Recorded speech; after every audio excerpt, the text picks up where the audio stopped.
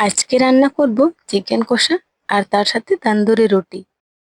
চলো তাহলে রেসিপিটা শুরু করা যাক। তার জন্য প্রথমে ছোট বাটির হাফ বাটি দুধ নিয়ে নিয়েছি। তার মধ্যে দিয়ে দেব অল্প গুঁড়ো চিনি আর দিয়ে দেব ফেটিয়ে রাখা টক দই। দিয়ে সবকিছু ভালো করে মিশিয়ে নেব। এবার একটা থালার মধ্যে ময়দা নিয়ে নিয়েছি। তার মধ্যে দিয়ে দিচ্ছি পরিমাণ মতো লবণ, হাফ চামচ বেকিং সোডা, হাফ চামচ বেকিং পাউডার। এবার সবকিছু ভালো করে মেখে নেব। এবার দিয়ে দেব মিক্স করে রাখা টক দই, দুধ, চিনি। অল্প অল্প দুধ দিয়ে মেখে নেব।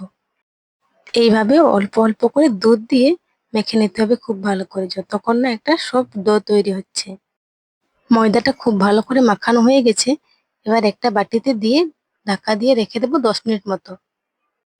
ময়দাটা কিন্তু একটু নরম করেই মাখতে হবে। এবার চিকেন কষাটা করে নেব।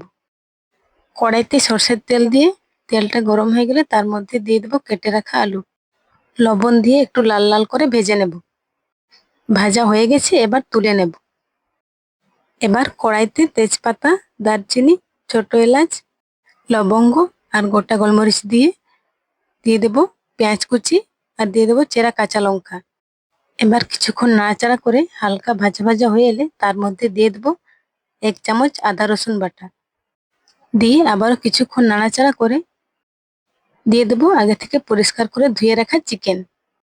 দিয়ে কিছুক্ষণ নাড়াচাড়া করে তার মধ্যে দিয়ে দেব হলুদ গুঁড়ো, লঙ্কা গুঁড়ো, অল্প একটু কাশ্মীরি লঙ্কা গুঁড়ো আর দিয়ে দেবো পরিমাণ মতো লবণ আর দিয়ে দেবো কেটে রাখা টমেটো।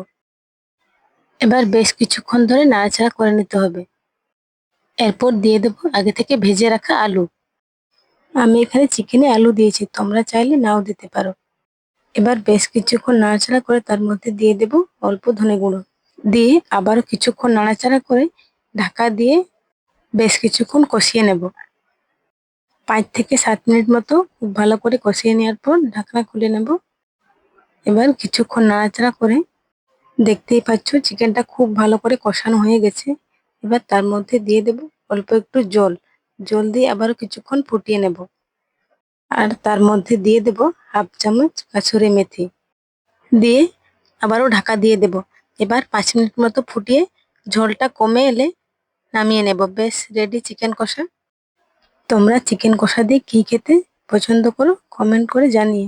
এবার আগে থেকে যে ময়দাটা মেখে রেখেছিলাম অল্প একটু সাদা তেল দিয়ে লম্বা লম্বা করে রুটি বেলে নেব। রুটিটা খুব মোটা আবার খুব পাতলাও যেন না হয়। রুটি বেলা হয়ে গেছে। এবার ওপর থেকে দিয়ে দেব অল্প একটু কালো জিরে, ধনেপাতা কুচি। সবগুলোকে এভাবে একইভাবে বেলে নিয়ে সবার শেষে কালো জিরে, ধনেপাতা কুচি দিয়ে গার্নিশিং করে নেব। এবার গ্যাসের মধ্যে তাওয়া দিয়ে তাওয়াটাকে উল্টো করে রেখে এবার রুটির পিছনের দিকটা অল্প একটু জল দিয়ে তাওয়ার মধ্যে দিয়ে দেব রুটিটা। এইভাবে কিছুক্ষণ রেখে আবার তাওয়াটা উল্টে নেব। এইভাবেই বেশ কিছুক্ষণ তাওয়াটাকে উল্টে পাল্টে রুটিটাকে খুব ভালো করে সেঁকে নেব। বেশ, তাহলেই রেডি তান্দুরি রুটি। তোমরা এইভাবে একবার হলো বাড়িতে বানিয়ে দেখবে। রুটিটা খুবই নরম আর খেতেও কিন্তু দারুণ হয়েছিল।